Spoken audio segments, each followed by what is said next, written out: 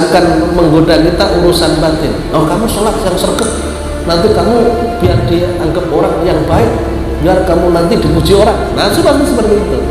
Jadi tidak akan melepaskan kita. Bagaimana kita bisa lepas dari nafsu? Agar kita bisa lepas dari nafsu, kita harus merasa yang kita lakukan hanyalah Allah yang memberikan pertolongan, bukan kemampuan yang kita miliki, dan kita niatkan hanya untuk Allah.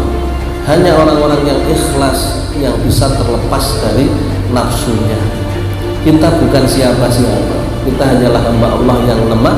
Karena Allah memberikan pertolongannya kepada kita, akhirnya kita mampu melakukan. Kalau kita pahami seperti itu, akhirnya nafsu itu dengan sendirinya kalah. Kita tidak merasa melakukan, tapi Allah lah yang memberikan pertolongan kepada kita, kita bisa melakukan.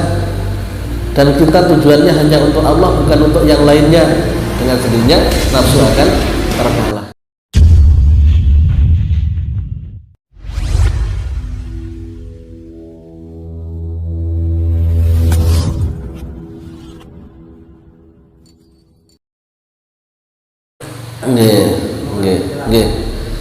Terima kasih. Dalam Al-Quran Allah sampaikan, qad aflaha man zakkaha wa qad khaba man dassaha wa nafsi wa ma sawwaha qad aflaha man zakkaha wa qad khaba man dassaha. Dan demi nafsu, dan qad aflaha man zakkaha, sungguh selamat beruntung orang yang membersihkan hatinya dari nafsu. Wa qad khaba man dassaha, dan celakalah orang yang tidak bisa membersihkan hatinya dari hawa nafsu.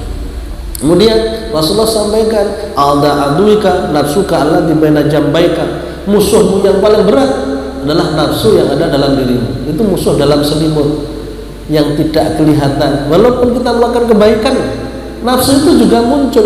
Jangan kita anggap nafsu itu hanya mengajak kita pada kemaksiatan.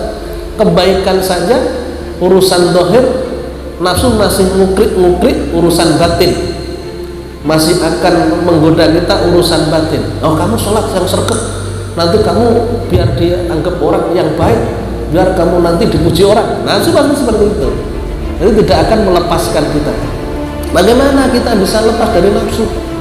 Agar kita bisa lepas dari nafsu, kita harus merasa yang kita lakukan hanyalah Allah yang memberikan pertolongan, bukan kemampuan yang kita miliki, dan kita niatkan hanya untuk Allah.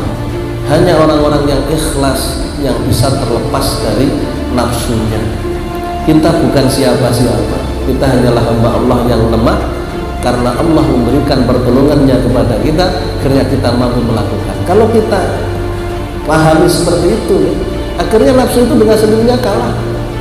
Kita tidak merasa melakukan, tapi Allah lah yang memberikan pertolongan kepada kita, kita bisa melakukan. Dan kita tujuannya hanya untuk Allah, bukan untuk yang lainnya. Dengan sendirinya nafsu akan terkalahkan, nafsu akan bisa kita kalahkan. Makanya untuk melakukan itu butuh latihan, namanya riyadhah dan mujahadah. Harus dilatih terus, dilatih. Ibaratnya nafsu itu binatang yang liar. Untuk menjadi jinak perlu dilatih. Kebiasaannya apa? Harus dilawan. Makanya untuk menjadi orang baik, modal pertama adalah memaksakan diri, bukan menunggu waktu. Waktu apapun dipaksa, asalnya terpaksa, insya Allah lama kelamaan akan menjadi biasa.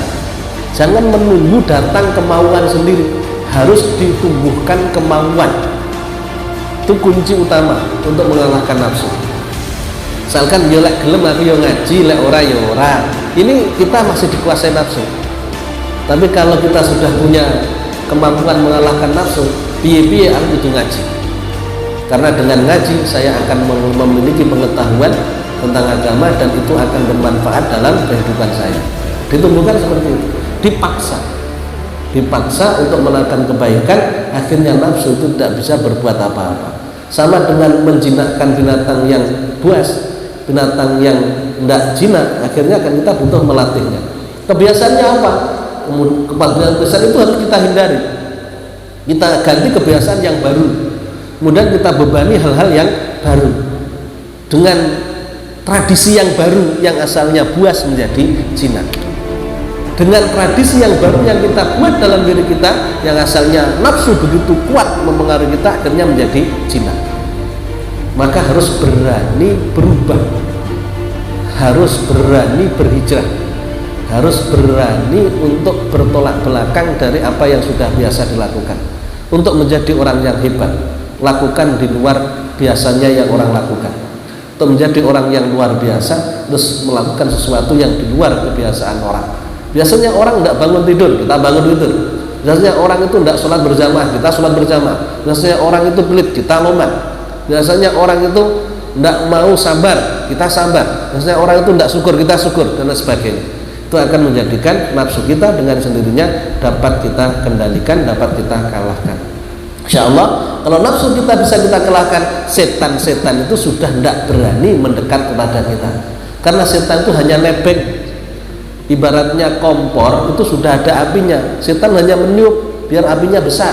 Kalau tidak ada api, tidak bisa nyalain kompor. Ya. Nanti nyalain kompor itu tidak bisa. Ya. Apinya tidak akan muncul, setan tidak bisa. Setan itu hanya sekedar nimbrung terhadap nafsu. Andai kan nafsu sudah kita kuasai, setan yang tidak akan bisa menggoda kita. Tapi kalau nafsu kita biarkan, setan di situ banyak yang memanfaatkan nafsu sebagai alat untuk menjerumuskan kita, menyesatkan kita.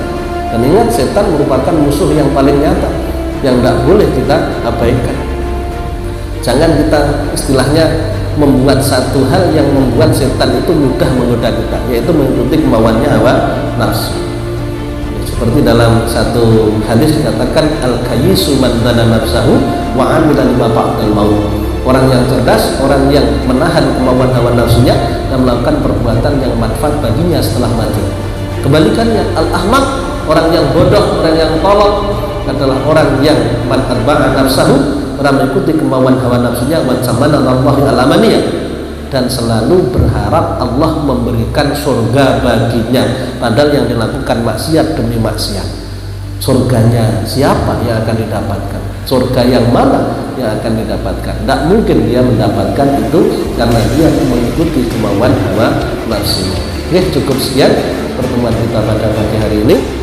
Mudah-mudahan bermanfaat bagi kita semua, bisa kita amalkan dalam kehidupan kita sehari-hari. Terima kasih atas segala perhatian. Mohon maaf atas segala kurangan. Wallahu muwaffiq ila aqwamit thoriq. Wassalamualaikum warahmatullahi wabarakatuh.